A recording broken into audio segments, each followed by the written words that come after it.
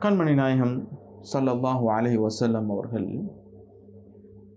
ஜாஹிலியா காலம் அதற்கு முற்பட்ட காலத்திலிருந்து வந்த பழக்க வழக்கங்களில் இயல்பான இயற்கையான விடயங்களை அவ்வாறே விட்டுவிட்டார்.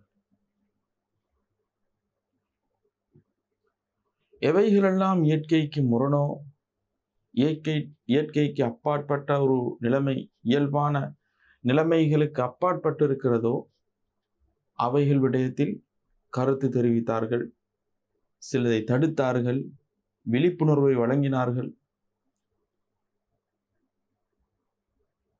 அவ்வாறாக விழிப்புணர்வு வழங்கப்பட்ட ஒரு விடயம்தான்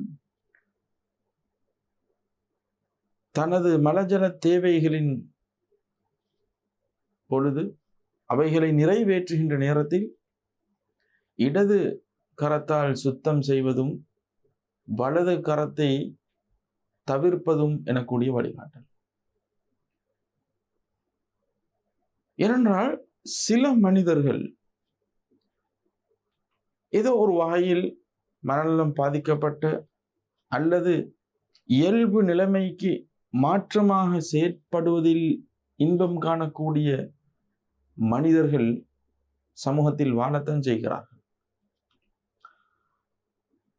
அந்த அடிப்படையில் தான் நபி ஸல்லல்லாஹு அலைஹி வஸல்லம் அவர்கள் கூறினார்கள், அதாவது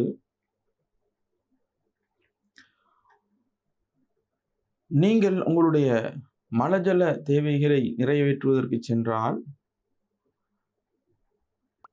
உங்களது இடது கரத்தால் நீங்கள் சுத்தம் செய்யுங்கள், வலது கரத்தால் சுத்தம் செய்யாதீர்கள் என்று.